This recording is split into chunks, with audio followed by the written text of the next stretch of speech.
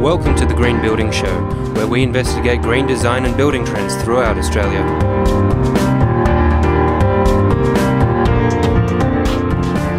Welcome to the Green Building Show. As we kick off a new year, we also kick off a brand new series. This time, we'll be looking at colour palettes and colour trends for 2013. To start the series, I'll be speaking with internal designer and colourist Rickki Stubbs, who's going to explain the ins and outs of creating your own colour palette throughout your home. This week in Australian Style, I'll be speaking with high-profile architect Shawn Godwin, who's created an absolutely fantastic beach house which creates the perfect balance between aesthetic appeal and functionality.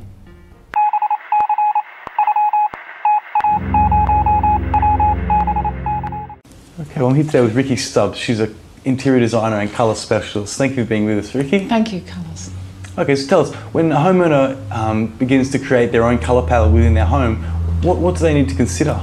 Well, you've got to consider that colour is in all the building materials. The floor is the largest area of colour. So every single thing you use, paving, tiles, veneers, every single thing, including then fabrics and sofa fabrics and artwork, all contributes to the colour palette. So it really, how to approach this if you're doing a house, or you're renovating or building a new house, is to look at all the materials that you're using as a single colour composition and begin introducing colour at the very, very beginning of the job, at the design stage of the job. So homeowners, so how do they go about creating the colour scheme throughout their house? Well, I always start with the floor because it's the largest area of colour and everything has to work with the floor. So first of all, select the timber you're going to use for the floor, making a consideration that if it's too light, you've got less room to move.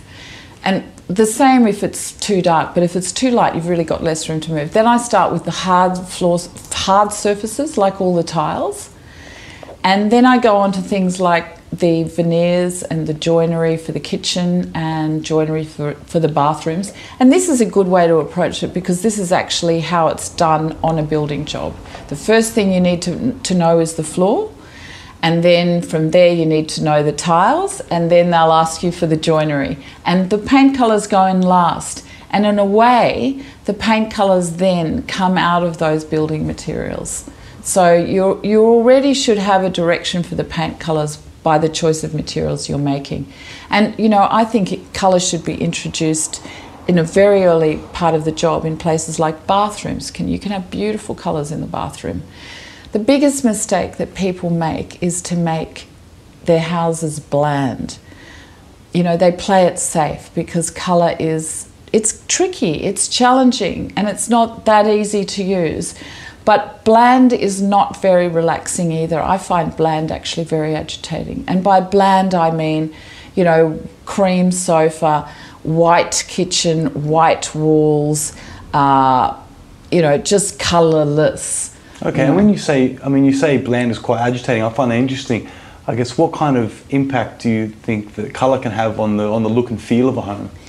Well, colour for me it's just such a useful design tool. So colour and texture go together. Colour, texture and pattern actually, but colour and texture particularly. So colour really has an effect on how you feel. It really affects your mood. So I think everybody wants to feel relaxed at home. I can't imagine anyone wanting to go home and feel agitated.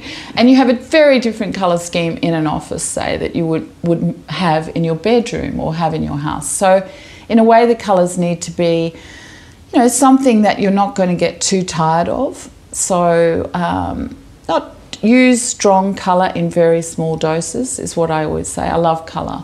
But use, you know, if you love red, use it on a chair or on a cushion. Don't paint all the walls in your bedroom red. Bad mistake. Having said that, I have a red hallway, but I inherited that, and I think it's quite nice out there. It looks great with art. Great. So give us just a bit of an example. Let's say a homeowner they're going to start with one room. They have a blank room, which is perhaps just whitewashed. What room would it be though? Let's say a living room. Yeah. So where do they start to really find the correct colour in that? I would probably, so you've got your floor, you know already what you're going to have on the floor. So you might have a black butt floor, say. Well, I would then look at buying a rug for the floor, a really great rug for the floor, and that might be the beginning of your colour palette. Now, then I would select the sofa fabric that works with the rug, and then you can choose a wall colour, and later you can start adding to that. But if you get the foundation right, the biggest mistake people make is not using enough colour. You need a mid-tone colour on the walls. It sort of holds the room together really well. Okay. And is there a right and wrong when it comes to colour, or is it just a matter of taste? No, there's a lot of wrongs when it comes to colour. It is a matter of taste. I mean, we all have a personal response to colour, and what makes me feel good might not make you feel good. But there are general laws like anything. I mean, like music, like anything, there are general laws, and once you know those laws, then you can throw it out the window and you can just be intuitive about colour. But I would think, yeah, having very hot colours, as I mentioned, in rooms like bedrooms, very strong colours like on the warm side of the colour scale are very agitating, so you wouldn't have orange or red or something like that in a bedroom. They're very stimulating colours. You would never use those in a children's room. You use colours like, instead of say yellow or orange in a children's room, you'd use an apple green, which is stimulating, but still it's relaxing at the same time. And how much influence does the external of the house, even the surrounding environment, how much of an impact does that have when you're choosing your colour scheme for your internal? Well, that's a very good point. I mean, I treat the interior and exterior as one. I do those together when I'm doing a house. I just had a house laid out here, and I'm looking at the external and I'm looking at the internal at the same time. So there's a real marriage between the two. And you often have flooring materials going inside and outside. Now, you know, the same floor tile will be used inside and outside with a higher slip rating. But the other part of that question might be what is around you in your environment. The Australian landscape is a great source of inspiration to me as a colourist, and I feel that we need to draw on that to make the house look and feel comfortable in the context of its environment. So that's our colour palette. Okay. So a colour palette here is very different from a colour palette you'd have in England, for example. Their greens are very, very different than we have. Our greens are grey greens, and sort of all our colours are greyed off, actually. In England, you have those really kind of, really rich greens, and that is why heritage green should never be seen in Australia, because it just looks weird.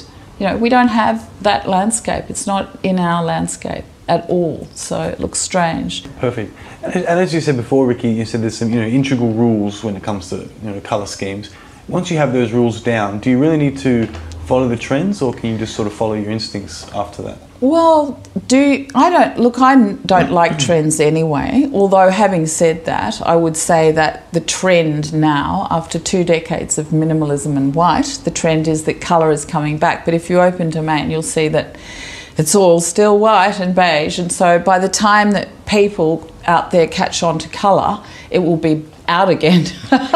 That's what generally happens. But yeah, I mean, colour's a very fashion-oriented thing. It comes in, trends in colour come in through fashion, I think, and they come in through what is happening in the world. Thanks, Rickki. Final question. I guess if there was one takeaway piece of advice you could give to a homeowner in regards to the colour scheme throughout the house, what do you think that would be? Gee, that's a very good question. Look, I think that you've got to, even if you say, okay, I love neutral colour schemes, which a lot of people do, and they want to keep it safe, you've got to understand that there needs to be accents. You've got to have, light and dark. You can't just have everything at the same tone. So choose a floor that's a mid-tone colour, and then, don't have everything on the same tonal level. You need accents, a little bit of accent colour to bring it in, to make it work. And texture is very important in neutral schemes, a lot more texture than people use, yeah. Great. Rickki Stubbs, thank you for your time. Pleasure, thank you.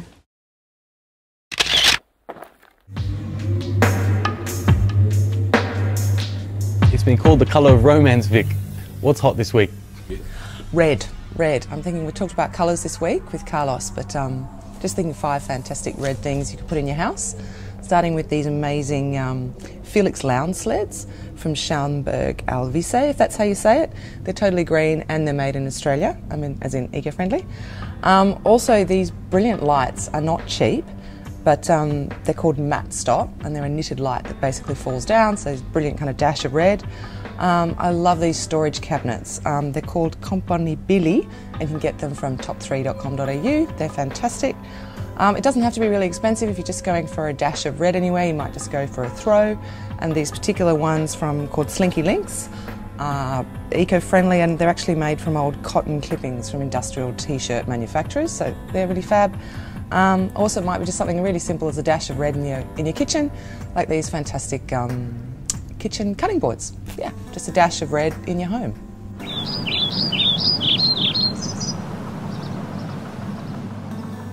I'm here today with Shawn Godwin. He's the owner and director of Base Architecture based in Queensland. Thanks for being with us, Shawn.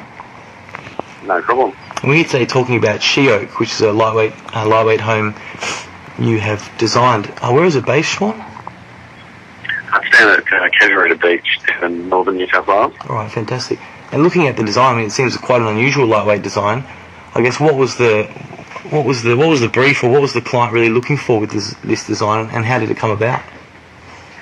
The brief is quite simple. He's a surfer and he wanted a beach house, and his main brief was a spot for his large board, so it sort of needed a double height space, and the rest of it went around from there. That was pretty much the brief in total. Fantastic. So you had, I guess, a lot of creative freedom with the home. Oh yeah.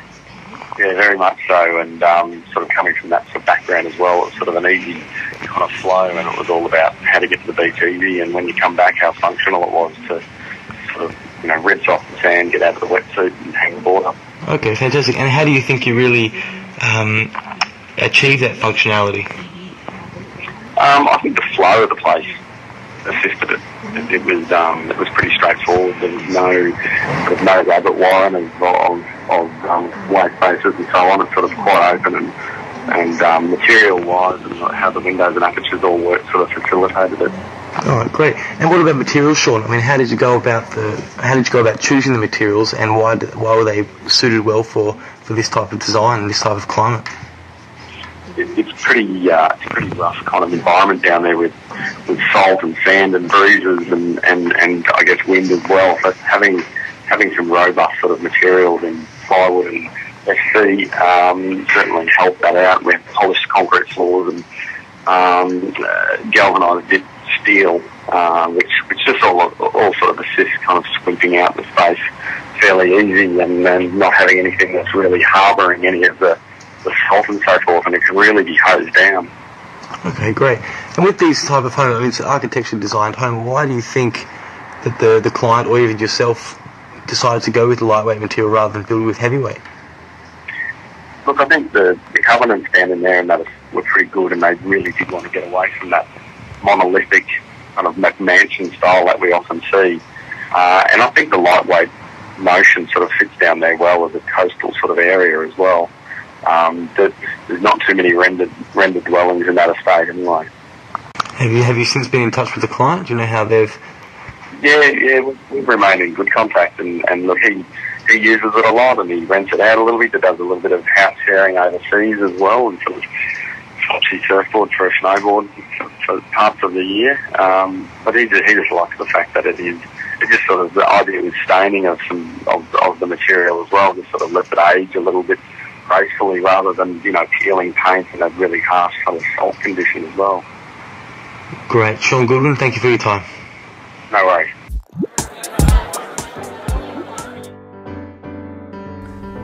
We have a great team here at Lighthome, which means we're the perfect resource to help you answer any question you may have about creating a lightweight home. Just recently, we had a question from Martin, who was trying to find a cost comparison between a lightweight home and a brick veneer home. This is where Lighthome editor Amanda Faulkner stepped in, and she explained that a new prototype called the Smarter Small Home worked out to be about 15% cheaper than the brick veneer version. So if you have a question for us, make sure you get it in.